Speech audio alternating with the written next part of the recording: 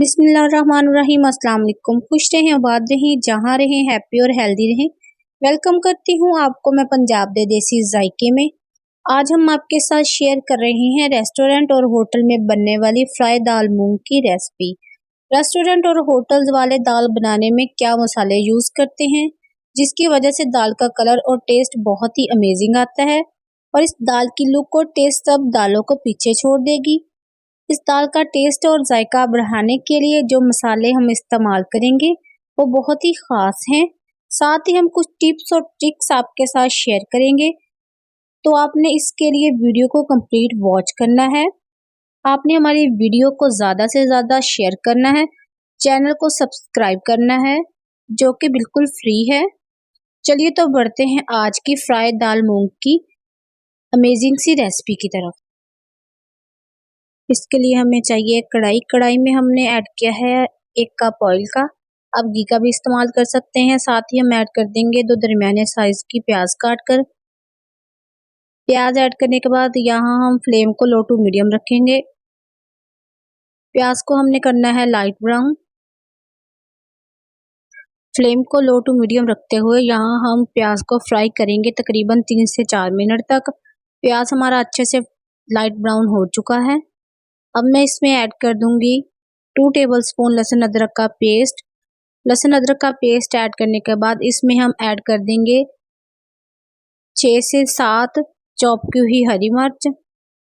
साथ ही हम ऐड कर देंगे 2 दरमियाने साइज के टमाटर काट कर।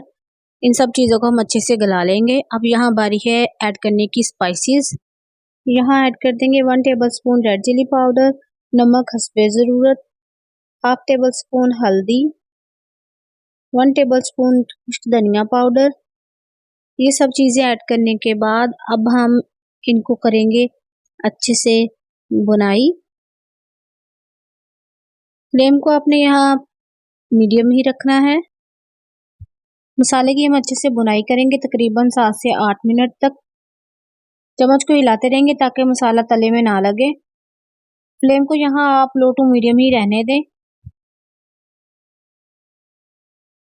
आपने हमारी रेसिपी को मुकम्मल देखना है ताकि आपकी रेसिपी बिल्कुल परफेक्ट बने, रेस्टोरेंट और होटल की दाल मूंग की रेसिपी की तरह। अगर आपको हमारी वीडियो पसंद आए तो हमारी वीडियो को लाइक करें और अपनी फ्रेंड्स और फैमिली के साथ ज़्यादा से ज़्यादा हमारी वीडियो को शेयर करें। मसाला हमारा अच्छे से भून चुका है। यहाँ हमने ली है दाल हमने ली है 500 ग्राम। दाल को मैंने अच्छे से धोकर दाल को 2 घंटे के लिए पानी में भिगो दिया था।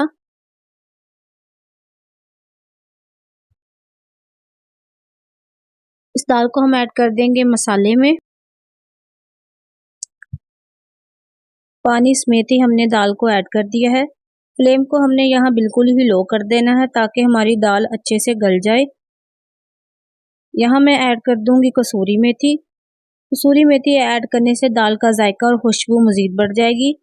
इसके बाद हम यहाँ ऐड कर देंगे 1 टेबलस्पून गरम मसाला पाउडर और दाल को मज़ीद फ्लेवर देने के लिए यहाँ मैं ऐड कर दूंगी अदरक के स्लाइसेस काट कर। इसको अब हम अच्छे से कवर कर देंगे 4 से 5 मिनट के लिए ताकि हमारी दाल जो है वो अच्छे से गल जाए।